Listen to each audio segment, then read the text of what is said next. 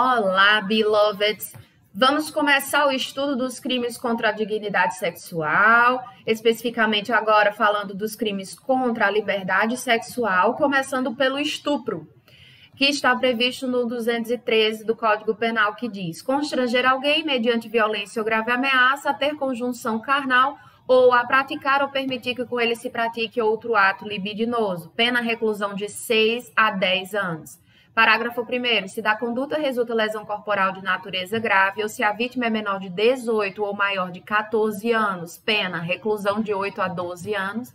Parágrafo 2º. Se da conduta resulta morte, pena reclusão de 12 a 30 anos.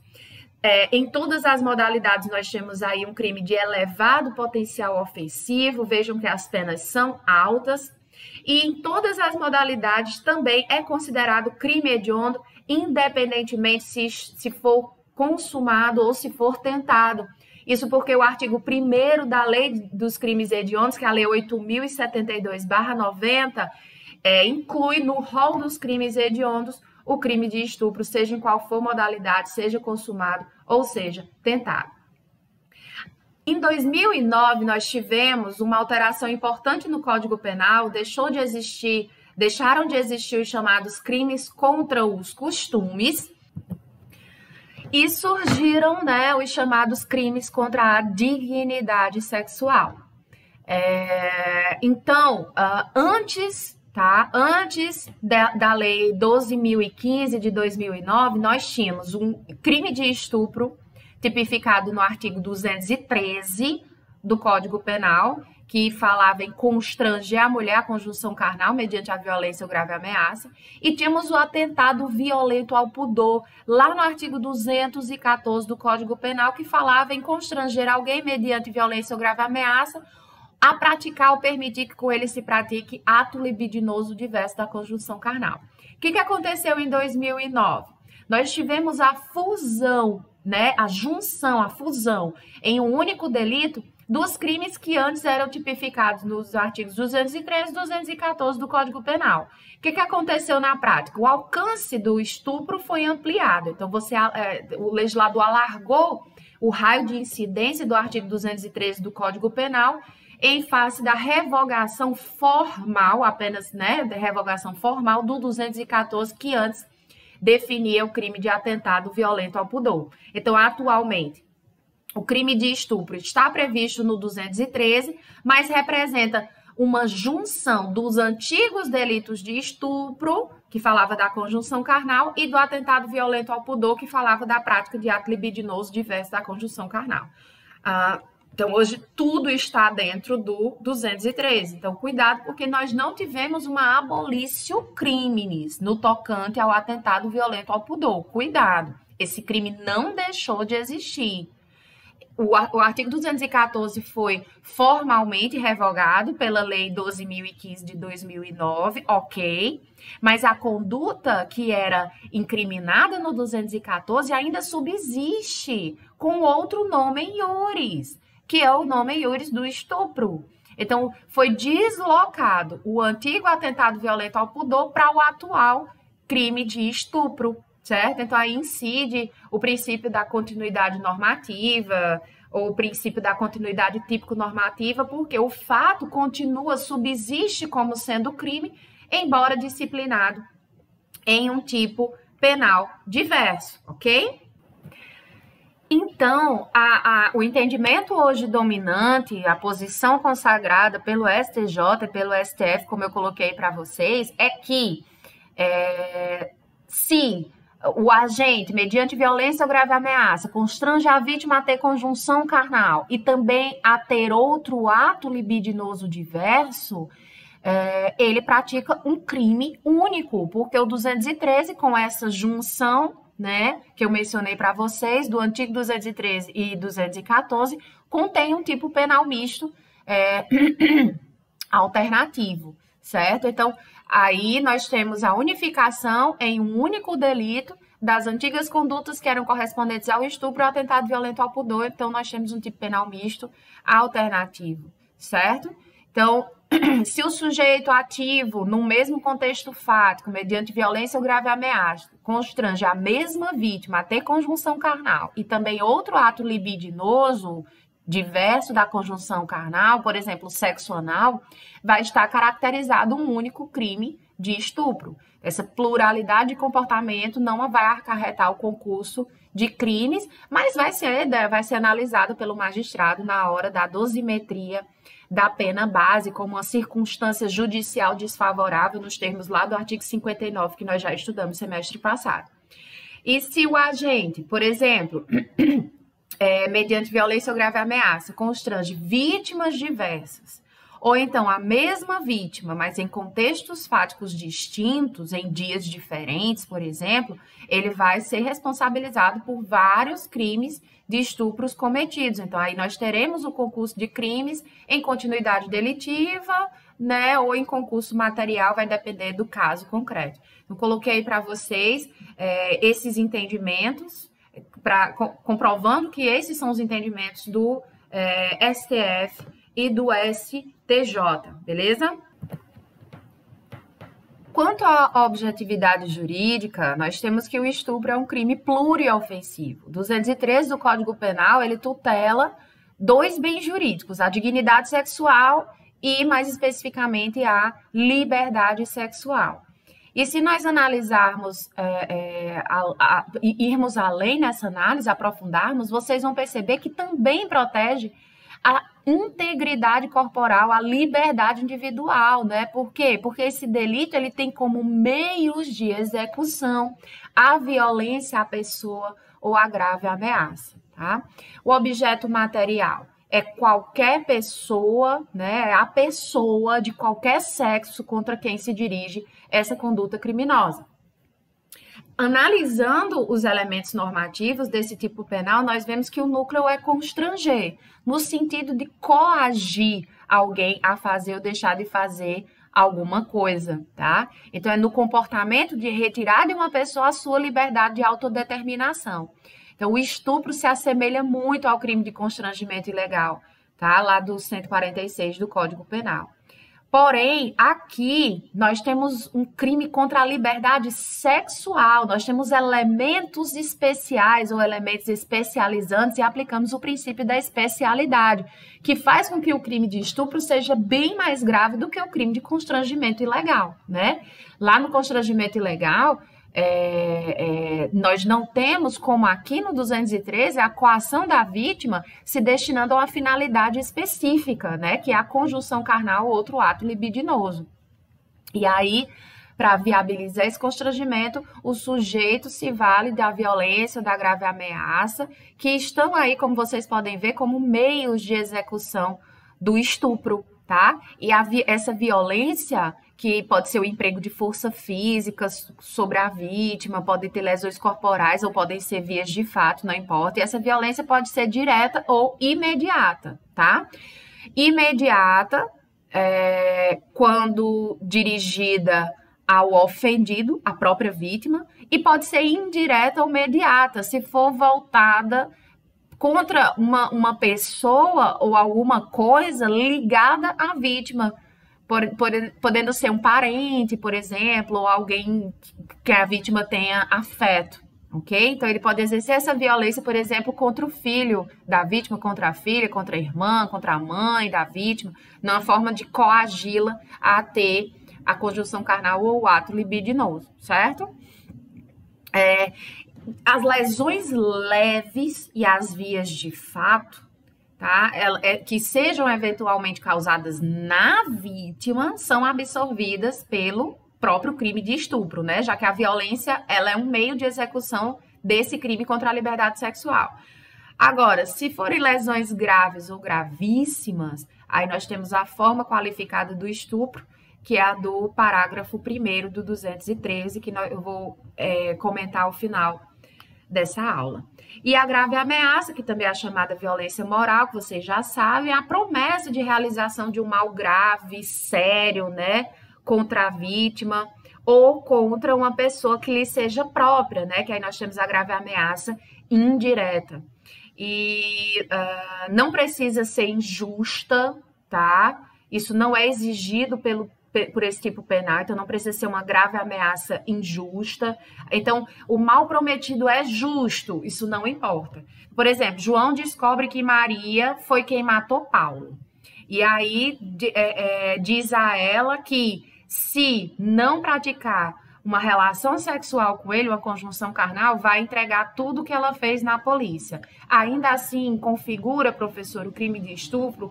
Configura grave ameaça para fins de estupro? Configura sim, porque o tipo penal não exige que essa grave ameaça seja injusta, certo? E aí, com o emprego da violência ou grave ameaça, o agente constrange alguém a ter conjunção carnal, a praticar ou permitir que com ele se pratique outro ato libidinoso, que é a conjunção carnal. É a cópula vagínica, a introdução, seja total, seja parcial, do pênis na vagina. Então, os atos libidinosos já são outros atos que tenham conotação sexual, com exceção dessa conjunção carnal. Então, pode ser, por exemplo, sexo oral, sexo anal, toques íntimos, introdução de dedos ou objetos na vagina, masturbação, etc. Então, nós temos aqui também outra coisa que eu coloquei para vocês, é que o beijo lascivo também constitui um ato libidinoso, segundo o STF e o STJ, né? Nós estamos falando de beijos rápidos, né? Os famosos selinhos, não. São beijos invasivos, beijos eróticos, né? Que são lançados em algumas partes, não somente na boca, né? Do corpo da vítima, certo? Então, daqui, dito isso, nós temos algumas conclusões, tá? A respeito da conjunção carnal e atos libidinosos e a pluralidade de condutas típicas. Olha, o 213 caput do Código Penal, ele contempla 3 condutas típicas, né? Primeira, letra A, que eu coloquei aí, constranger alguém mediante violência ou grave ameaça a ter conjunção carnal. Então, a vítima, em razão da violência ou grave ameaça, é obrigada à prática da conjunção carnal. E aí, o crime pode ser praticado pelo homem contra a mulher, ou então, vamos depois detalhar mais essa questão do sujeito ativo e passivo, tá?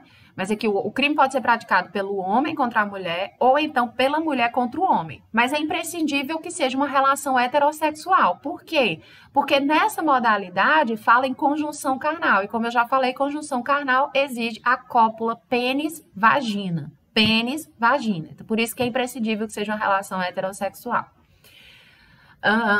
Outra situação, né?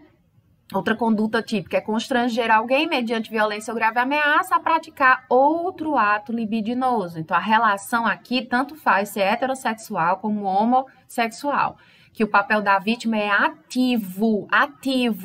Ela pratica algum ato libidinoso nela própria ou em um terceiro. Então, por exemplo, a automasturbação ou em um terceiro, né, a felação ou sexo oral, por exemplo. Outra conduta típica é constranger alguém mediante violência ou grave ameaça a permitir que com ele se pratique outro ato libidinoso. Então, aqui a gente também pode ter um relacionamento hétero ou homossexual, mas o papel da vítima é passivo. A vítima permite que com ela se pratique um ato libidinoso, diverso, portanto, da conjunção carnal. Ato libidinoso, tudo que difere da conjunção carnal. Então, por exemplo, permite que com ela se pratique sexo anal, né? Ou permitir que ela suporte o sexo oral efetuado por uma outra pessoa, tá? Então, na prática de atos libidinosos, a vítima também pode desempenhar simultaneamente um papel ativo ou passivo, né? Se tiver, simultaneamente realiza sexo oral em alguém e também suporta no seu corpo um ato de igual natureza, tá? Nessas duas últimas condutas, praticar ou permitir que com ele se pratique outro ato libidinoso, é indispensável o contato físico de natureza erótica entre estuprador e a vítima. Exige, né, o envolvimento corporal do ofendido, da vítima, no ato de cunho sexual. Então, é dispensável, não é necessário contato físico de natureza erótica entre o estuprador e a vítima, não é necessário o contato, tá, físico entre eles, mas exige-se o envolvimento corporal da vítima no ato de cunho sexual. Então, por exemplo, João aponta um revólver para Maria e ordena que Maria pratique a automasturbação. Ok, não tivemos um contato físico, né, entre o autor, entre o estuprador e a vítima, mas tivemos o envolvimento corporal da vítima no ato de cunho sexual. Ela praticar a automasturbação, né? Outro exemplo, João agride Maria com socos, e aí, depois que ela já estiver enfraquecida, chama um animal, como um cachorro, para lamber suas partes íntimas, né? Tudo isso que eu tô falando é muito chocante, né? Mas são coisas que acontecem, eu preciso, na aula, mencionar esses fatos para vocês a título de exemplo. Então, ele teve um contato na hora sexual, um contato de natureza erótica com Maria? Ele não, né? Mas teve o envolvimento corporal dela, da vítima, no ato de cunho sexual, tá? Então, aí, portanto, abre-se espaço para o chamado estupro virtual. Estupro virtual é possível? Bom, seria praticado à distância, né?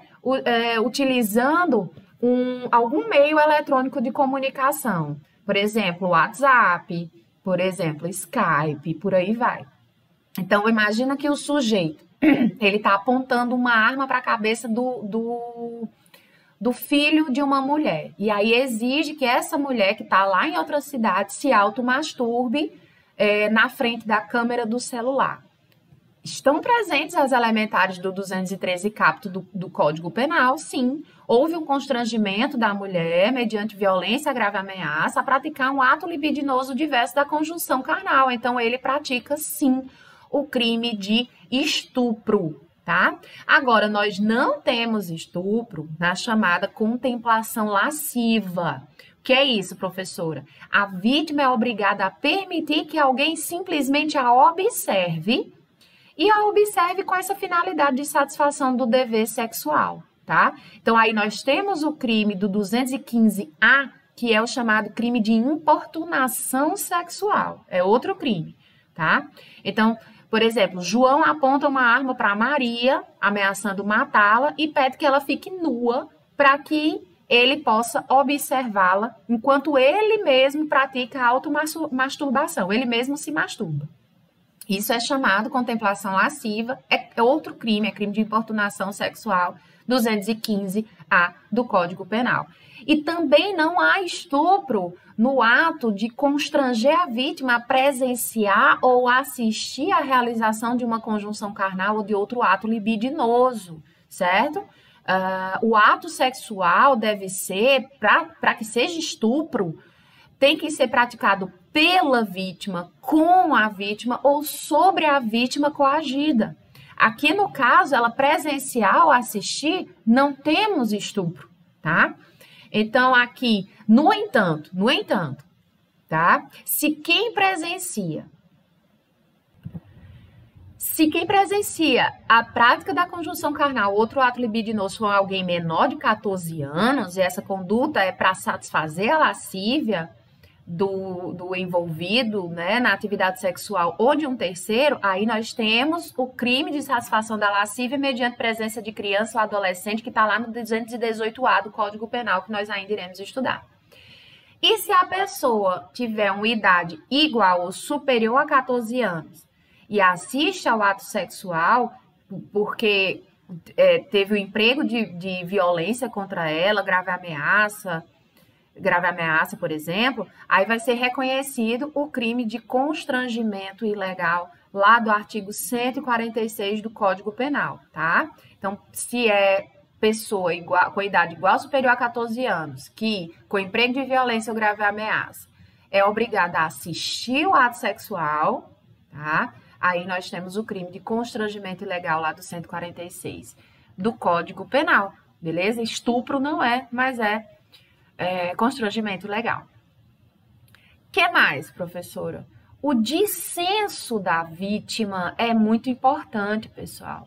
Por quê? Porque o núcleo desse tipo penal, como nós já falamos, é constranger.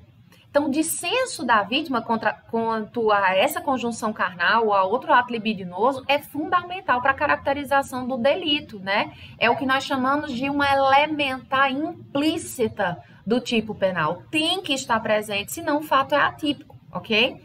Se há o consentimento dos participantes daquela atividade sexual, nós não temos o crime de estupro, tá? Agora, se quem consente, cuidado, né? Se quem consente é uma das pessoas que estão lá no 217A, aí nós teremos o estupro de vulnerável, que nós ainda iremos estudar, tá? E aí a doutrina coloca que no estupro essa discordância da vítima tem que ser séria, firme, né? Para demonstrar sua oposição ao ato sexual, tá? Mas não é a ponto de exigir da vítima uma atitude heróica, que ela coloque a sua própria vida, ou sua integridade, ou a integridade de outra pessoa em risco para repudiar esse ato sexual, né? Porque aí nós precisamos lembrar que a maioria dos casos de abuso sexual é dirigido contra mulheres e vem de homens frios e covardes, né? Eles podem sim matar. Então, a discordância da vítima deve subsistir, tá? Mas não é esse ponto de colocar em risco a sua vida, a integridade física dela mesma ou de outra pessoa. E para a configuração do crime de estupro, a discordância da vítima tem que subsistir durante toda a atividade sexual. Então, por exemplo, no início da conjunção carnal ou outro ato libidinoso, houve o constrangimento mediante violência ou grave ameaça, mas posteriormente ela consentiu, então o fato é atípico. E se, logicamente, o ato sexual teve início, ao contrário, né? Teve início com a mas depois um deles não concordou com a continuidade. Por exemplo, a mulher sentiu dores vaginais e pediu para o homem interromper a penetração, ou o próprio homem não queria mais, né? E a mulher, utilizando de alguma grave ameaça, por exemplo, fez com que continuasse. Faz com que o parceiro se vale da violência ou grave ameaça para prosseguir naquele intento, então a partir daí em diante vai estar configurado o crime de estupro. Quanto ao sujeito ativo, nós temos que o crime de estupro desde 2009, né, é crime comum. Pode ser cometido por qualquer pessoa, seja essa pessoa do sexo masculino, seja da pessoa do sexo feminino, e também pelos transexuais, né?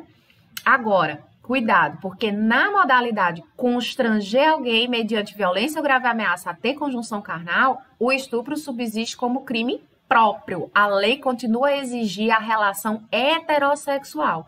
Homem como autor e mulher como vítima, ou mulher como autora e homem como vítima, tá?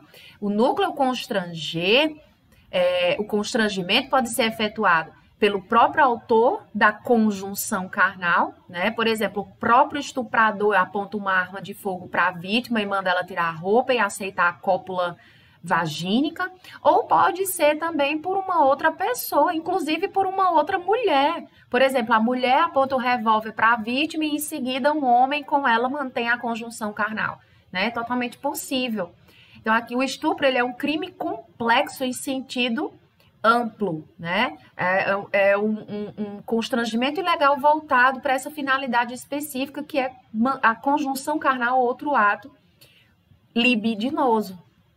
Tá? E aí, nós não temos, só cuidado também em relação a isso, nós não temos um crime de mão própria, tá? Por quê? Porque a execução do núcleo constranger pode ser transferida a outras pessoas, não é exclusivo de quem mantém a conjunção carnal com a vítima, tá?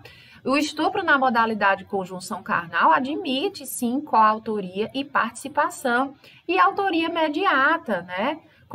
Como alguém que se vale de um inculpável, né, um inimputável para a prática, para a execução daquele delito.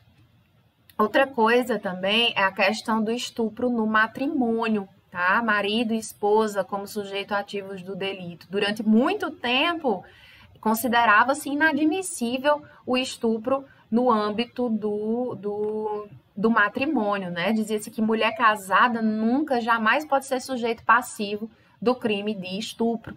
Só que isso mudou, né? Felizmente, esse tempo ficou para trás, a sociedade evoluiu, concepções mudaram.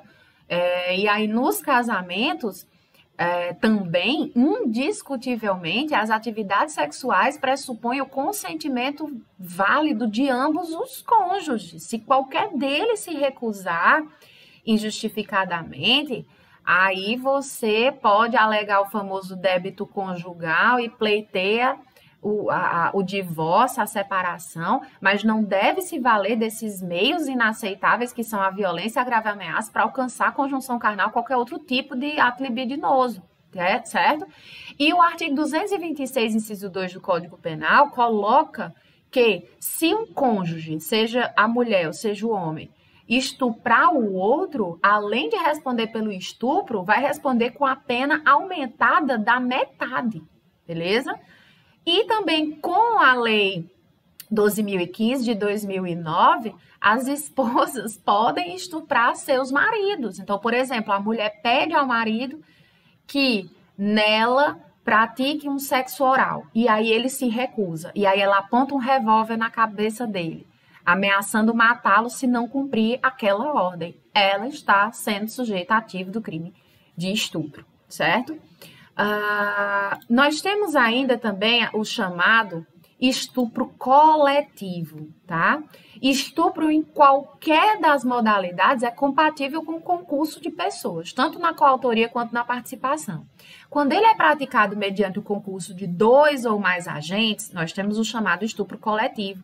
E aí a pena vai ser aumentada de 1/3 a 2/3, de acordo com o 226 4, a linha A do Código Penal, certo?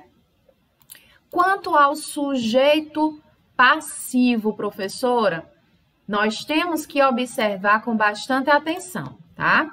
Na conduta de constranger alguém mediante violência ou grave ameaça a ter conjunção carnal, a vítima do estupro pode ser qualquer pessoa, desde que seja do sexo oposto ao do sujeito ativo, como eu já mencionei, certo? Então, pressupõe uma relação heterossexual.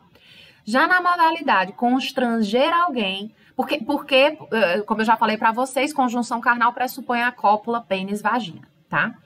Já nessa modalidade, constranger alguém mediante violência ou grave ameaça a praticar ou permitir que com ele se pratique outro ato libidinoso, ou seja, ato de conotação sexual que não seja a conjunção carnal, o ofendido pode ser qualquer pessoa, homem ou mulher, independentemente do sexo do sujeito ativo. O sujeito ativo também pode ser homem ou mulher. Então, não importa se é uma relação heterossexual ou homossexual. E cuidado, são irrelevantes, não importam as condições pessoais da vítima, não importa se ela é casada, se ela é solteira, se ela é virgem, se não é, se é idosa, se é jovem, se como alguns colocam, promíscua, ou seja, não importa o seu histórico sexual, beleza? Então, aqui, crime de estupro pode ser praticado pelo homem contra a mulher, pela mulher contra o homem, por um homem contra outro homem, por uma mulher contra outra mulher, beleza?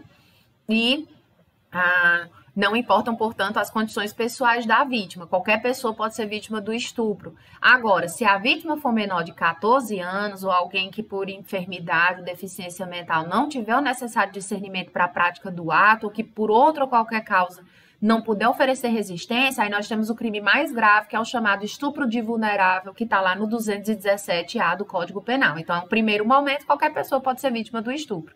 Só tem que observar se não estamos na situação do 217-A, que aí nós temos um estupro específico, digamos assim, que é o chamado estupro de vulnerável. Se a vítima não se enquadra dentro desse conceito de vulnerável para fins sexuais, for menor de 18 anos e maior de 14 anos, aí incidirá em relação ao estupro a qualificadora do parágrafo 1º do 213, que nós ainda também iremos apontar, certo? Que mais? Prostituta, professora, pode ser vítima ou prostitutos do crime de estupro? Sim.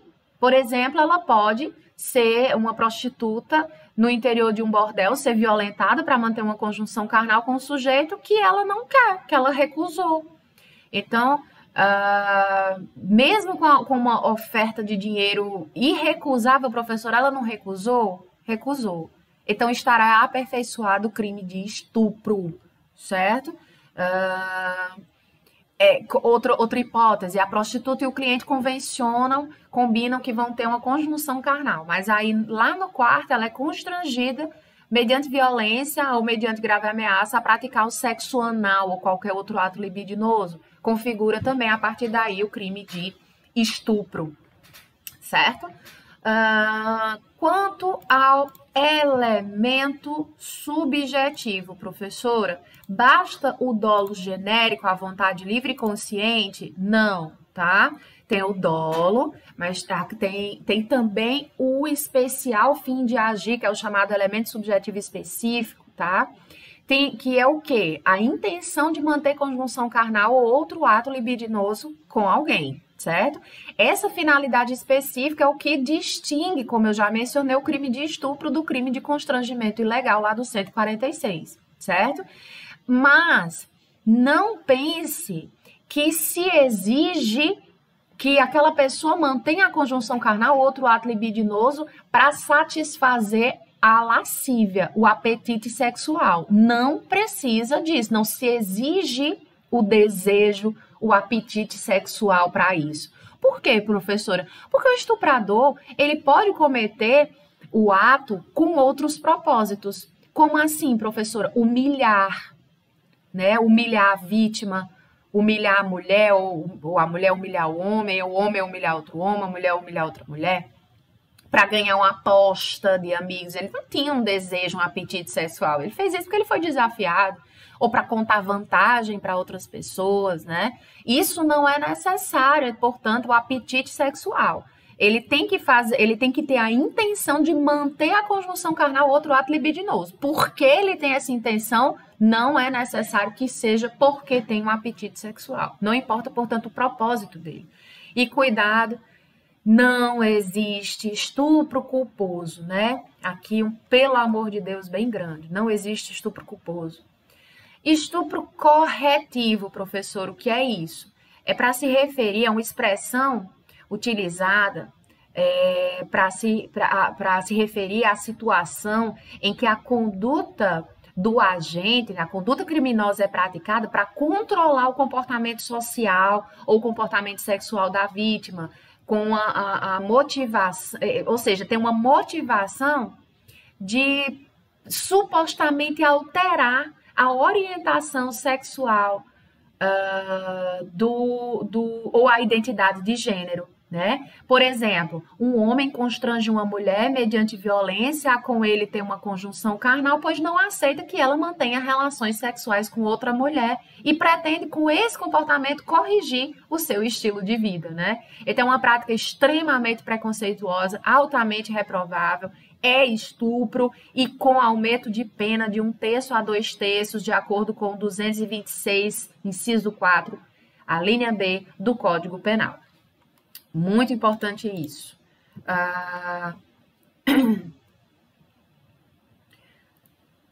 Ainda sobre, aqui, nesse slide, falar ainda na consumação, tá? É crime material. Crime material. Em todas as hipóteses, tá? É crime material. Exige o resultado naturalístico. O tipo penal contém a conduta e também contém o resultado naturalístico. Então, exige-se a superveniência desse resultado, que é a conjunção carnal ou outro ato libidinoso, para fins de consumação. Então, na conduta constranger alguém mediante violência ou grave ameaça a ter conjunção carnal, o estupro se consuma com a introdução, seja total ou parcial, do pênis na vagina. Não é necessária ejaculação, não é necessário orgasmo, tá? E na modalidade constranger alguém mediante violência ou grave ameaça a praticar ou permitir que com ele se pratique outro ato libidinoso, a consumação se dá no momento em que a vítima realiza em si mesma, no agente ou numa terceira pessoa algum ato libidinoso. Por exemplo, um sexo oral, masturbação, né? Ou então no instante em que alguém atua libidinosamente sobre o corpo da vítima, toques íntimos, sexo anal, etc. Então, é imprescindível em todas essas modalidades o prévio emprego da violência ou da grave ameaça para constranger a vítima a qualquer dos comportamentos que estão descritos nessa norma penal. Tentativa, tá? É possível a tentativa, professora? É, né? O crime, esse crime tem um caráter plurissubsistente, então é permitido o fracionamento do intercrimes. Óbvio que é possível a modalidade tentada no estupro, mas o limite é muito tênue entre o que é tentativa de estupro, né, e o que é o estupro consumado pela prática de um outro ato libidinoso, diverso da conjunção carnal. Então, assim, explicando melhor, né? É muito difícil você identificar, porque é muito tênue o limite da tentativa de estupro quando a gente busca a conjunção carnal, mas não alcança por resultados, não alcança o resultado por circunstâncias alheias à sua vontade, ele quer a conjunção carnal, mas não consegue por circunstâncias alheias à sua vontade. E o estupro consumado pela prática de outro ato libidinoso, né? Então, é importante que o dolo do agente deve ser utilizado pelo juiz para a solução do caso concreto. Qual era o dolo do agente? Era ter a conjunção carnal? Ou o dolo dele era simplesmente qualquer coisa, a prática de outro ato libidinoso qualquer? Vamos um exemplo aqui para ficar mais claro. João, mediante violência ou mediante grave ameaça exercida com o emprego de um revólver, né, uma arma de fogo, constrange Maria com a finalidade de com ela ter conjunção carnal. Então, o dolo dele é ter o quê? Conjunção carnal com Maria. E aí Maria se despe, né, fica nua e deita à espera da penetração. Para se excitar, João começa a acariciar os seios de Maria e nela, por exemplo, esfregar o seu órgão genital. Antes da introdução do pênis na vagina, os policiais chegam no local e ele é preso em flagrante. Aí, nesse caso, o que deve ser imputado a João? Tentativa de estupro, já que o que ele queria era a conjunção carnal e foi impedido por motivos alheios à sua vontade, ou estupro consumado, né? E aí, o objetivo do agente era a conjunção carnal. Ele já havia iniciado a execução do delito, mas não consumou por circunstâncias alheias à sua vontade. Embora ele tenha realizado atos libidinosos, ele não alcançou a meta desejada. E aí, o que se vê hoje pelo Supremo Tribunal Federal é que ele, nesses casos, ele deve ser responsabilizado pela tentativa de estupro. Eu, particularmente, acho isso um absurdo, tá? Mas na visão do STF, a prática do ato libidinoso é configurada tentativa de estupro e não estupro consumado se esse ato libidinoso, a prática desse ato libidinoso funcionar como um prelúdio do coito. Ou seja, o agente praticou esses atos libidinosos para se excitar com o dolo de ter a conjunção carnal. Eu acho isso um verdadeiro absurdo, certo? Outra coisa... A questão da ejaculação precoce, tá, pessoal? Também o crime vai ser atribuído ao sujeito depois que ele empregar violência ou grave ameaça contra a vítima, ele não, por algum motivo, ele não consegue efetuar a penetração ou a conjunção carnal, né, um sexo anal. Por quê? Porque foi acometido pela ejaculação precoce. Aqui, para muitos, né, é considerado uma tentativa. É considerado uma tentativa, tá? Então, ele já tenha praticado algum outro ato libidinoso, é considerado só tentativa, porque ele teve uma ejaculação precoce, o dolo dele era de ter a penetração, né, na vagina. Eu acho isso um absurdo, tá? Eu acho isso um absurdo. Outra coisa também, questão da disfunção erétil e o crime impossível. A disfunção erétil, né, que é a impotência, é uma deficiência que alguns homens têm que impossibilita a ereção do pênis, né? E aí, consequentemente, se o pênis não fica ereto, é impossível você ter a penetração sexual, né? Que é a conjunção carnal ou mesmo sexo anal. Se um homem portador desse problema, comprovado por perícia médica, tá? Tentar estuprar alguém mediante penetração, o dolo dele é penetração, vai estar caracterizado, de acordo com a doutrina e jurisprudência, o crime impossível lá do artigo 17 do Código Penal, em face da ineficácia absoluta do meio de execução. Agora, ele vai ser responsabilizado pelo crime resultante da violência ou da grave ameaça, tá, pessoal? Em todos esses casos vai ser responsabilizado, tais como uma lesão corporal, um constrangimento ilegal ou mesmo um crime de ameaça, certo? Nada impede também, né, que um homem, embora tenha essa disfunção erétil, essa impotência, nada impede que ele cometa também o crime de estupro, né? Desde que ele realize um ato libidinoso diverso da conjunção carnal e do sexo anal, né? Por exemplo, ele aponta a arma de fogo para a vítima, ordena que ela fique nua e em seguida comece nela a praticar sexo oral. Ele cometeu o crime de estupro, né? E quanto à ação penal, em todas essas modalidades, nós temos a ação penal pública incondicionada, de acordo com o artigo 225 do Código Penal, certo? Sobre o estupro qualificado, tá? Nós temos no parágrafo 1º do 213 a previsão de 2 qualificadoras. E a pena vai ser, como nós já fizemos a leitura, vai ser de reclusão de 8 a 12 anos, se da conduta resultar lesão corporal grave, ou se a vítima for menor de 18 anos ou maior de 14 anos. Porque se for menor de 14 anos, nós teremos o estupro de vulnerável do 217, nós ainda iremos estudar. Então, nós temos aqui, nesse parágrafo 1º, o estupro qualificado pela lesão corporal de natureza grave, e aqui ingressam as lesões corporais graves, propriamente ditas, e também as lesões corporais gravíssimas, tá? Tudo que está definido lá no artigo 129, parágrafos 1º e 2º do Código Penal. Nós já vimos que a violência é um dos meios de execução do estupro, tá? Então, as vias de fato, as lesões de natureza leve ou vias de fato, elas são absorvidas pelo crime sexual, porque é o meio de execução do estupro, né? Mas por expressa previsão legal, se essas lesões forem graves ou gravíssimas, nós não temos crimes autônomos, nós temos qualificadoras do delito do 213, né? A lesão corporal de natureza grave vai ser produzida, tem que ser produzida na vítima do estupro, cuidado, né? A lesão corporal de natureza grave tem que ser produzida na própria vítima do estupro. Se essa lesão corporal de natureza grave ou gravíssima recair sobre uma pessoa diversa, por exemplo, agride o pai, provoca uma lesão corporal grave ou gravíssima no pai para estuprar a filha. Aí nós temos 2 crimes. Temos o crime de estupro e temos o crime de lesão corporal grave ou gravíssima em concurso material. Artigo 69, caput do Código Penal. Temos também o estupro qualificado pela idade da vítima, né? Quando a vítima tem entre 14 e 18 anos, a vítima é menor de 18 e maior de 14. Nós temos,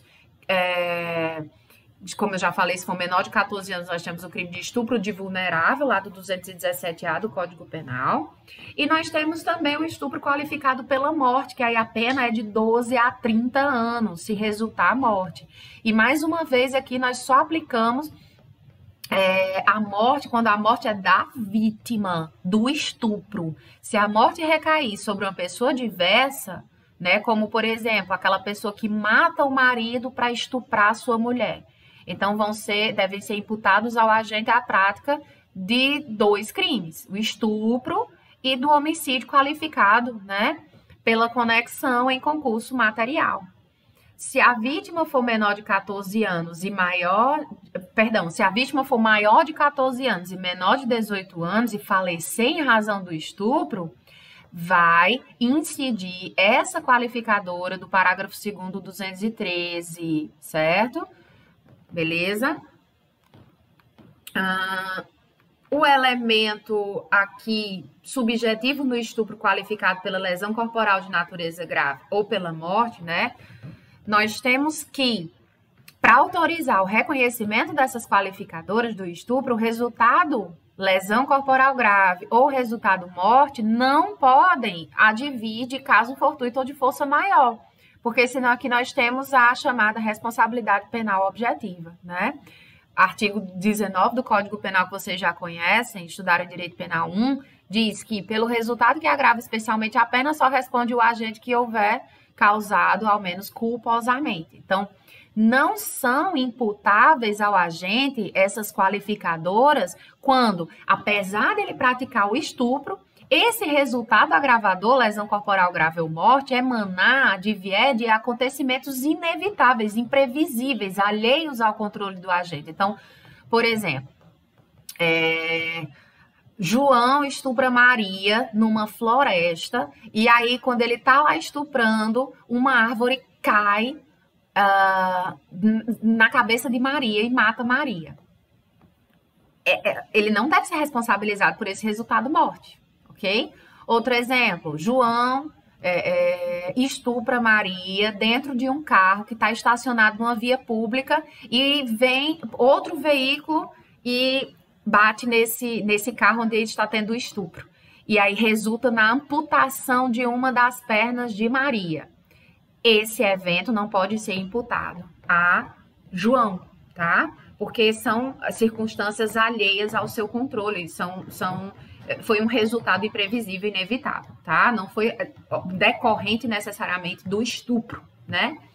É imprescindível, portanto, a presença, pelo menos, de culpa, né? Para ensejar a aplicação dessas qualificadoras relacionadas à lesão corporal de natureza grave ou da morte da vítima, certo? Então, é isso. Gostaria ainda de mostrar para vocês aqui que vocês lessem, fizessem a leitura disso. A culpa do estupro nunca é da vítima, pessoal. Sempre é do estuprador, certo? O fato de estar drogada, estar bêbada, estar andando sozinha na rua, estar andando a hora que for na rua, a roupa que estiver usando, o fato de ter uma vida sexual ativa, isso não importa, tá? Isso não faz com que a culpa seja da vítima, tá? E nós temos aqui no Brasil, infelizmente, a cultura do estupro, que segundo a ONU Mulheres, é esse termo usado para abordar as maneiras em que a sociedade culpa as vítimas de assédio sexual, né, e até mesmo estupro, e normaliza o comportamento sexual violento dos homens. Então, nunca a culpa é da vítima. De quem é a culpa do estupro? É do estuprador, nunca da vítima. Façam a leitura da doutrina sobre isso, pessoal.